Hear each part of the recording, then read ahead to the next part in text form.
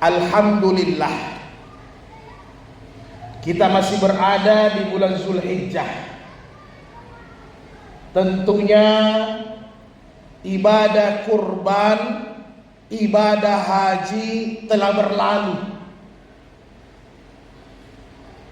Bagi saudara-saudara kita yang tahun ini diberikan anugerah baik kekuatan, kesehatan dan keafiatan untuk dapat menunaikan ibadah haji, maka alhamdulillah ketiga pada tanggal 9 Zulhijjah 11, 12 sampai 13, mulai dari Arafah dan seterusnya, maka pada hari ini haji mereka telah selesai dengan baik.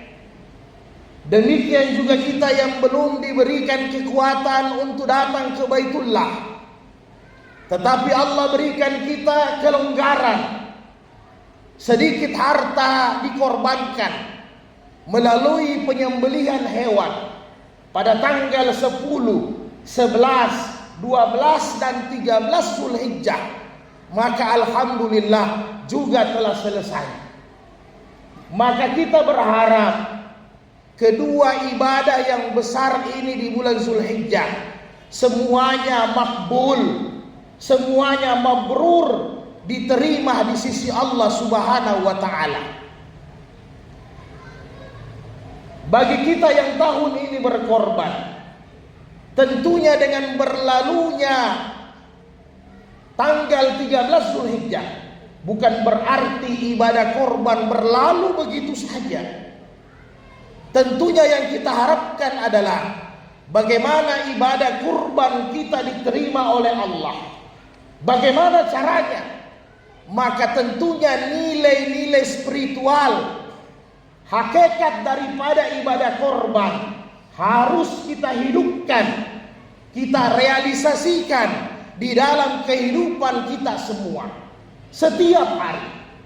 Pada syariatnya saudaraku yang berbahagia, ketika kita menyembelih hewan korban, syariatnya kita menyembelih hewan, baik dia domba, kambing atau sapi, kemudian dibagikan kepada saudara-saudara kita yang miskin dan fukara, yang membutuhkan. Itu secara syariat. Tetapi pada hakikatnya, bersamaan penyembelihan hewan korban itu, bagaimana nilai keimanan, nilai ketakwaan, nilai keikhlasan dan pengorbanan Nabi Ibrahim alaihissalam bersama keluarganya, anak dan istrinya, itu tertanam dalam diri kita sekalian. Ketika kita menyembelih hewan korban, maka pada hakikatnya yang kita sembelih adalah sifat-sifat kebinatangan. Pada hakikatnya yang kita sembelih adalah sifat rakus, sifat lobah, mencintai dunia, menyembelih amarah kita, egois kita, penyakit-penyakit hati, dusta, ghibah, fitnah, semua kemaksiatan dan dosa kita sembelih pada saat itu juga. Sehingga ketika ibadah kurban berlalu, semua penyakit-penyakit hati, dosa dan maksiat hilang dalam diri kita. Inilah maksudnya Allah Subhanahu wa taala berulang-ulang menyatakan kepada kita sekalian, la yanalullaha luhumaha wala dima'uha walakin yanalu taqwa minkum, bahwa sekali-kali daging, darah hewan yang kalian sembelih itu bukan itu yang Allah lihat. Pada hakikatnya adalah nilai-nilai ketakwaan yang ada di dalam diri kita. Itulah hakikatnya yang Allah pandang. Keikhlasan kita, kemudian istiqamah dengan ketakwaan dan keimanan setelah itu. Saudaraku yang berbahagia, pahala hidup korban ini luar biasa. Dalam hadis-hadis sahih, paling tidak satu Nabi sampaikan, fi kulli sya'aratan hasanah, setiap rambut, setiap bulu dari hewan kurban mendapatkan hasanah, satu kebaikan. Subhanallah, bisa kita bayangkan satu ekor kambing yang kita sembelih, berapa jumlah bulu yang ada di dalamnya, tidak mampu kita hitung. Begitulah pahala yang kita dapatkan. Tetapi dengan syarat harus ikhlas, nilai-nilai pengorbanan harus tertanam dalam diri kita. Kemudian setelah korban, ketakwaan kepada Allah tetap terjaga dengan baik. Bukan sebaliknya, setelah korban dia berbangga, ria, sum'ah, bahkan setelah korban tidak meninggalkan salat 5 waktu. Maka ini sia-sia. Inilah pengorbanan yang tidak diterima di sisi Allah. Kemudian yang kedua, ibadah haji, saudaraku yang berbahagia. Mudah-mudahan saudara-saudara kita semua hajinya mabrur ketika mereka berada di Arafah. Karena al-hajju Arafah, haji itu adalah Arafah. Walaupun di tahun ini luar biasa banyak cobaannya, bahkan ada yang tidak sempat sampai di Arafah. Nauzubillah min zalik, saudaraku yang berbahagia.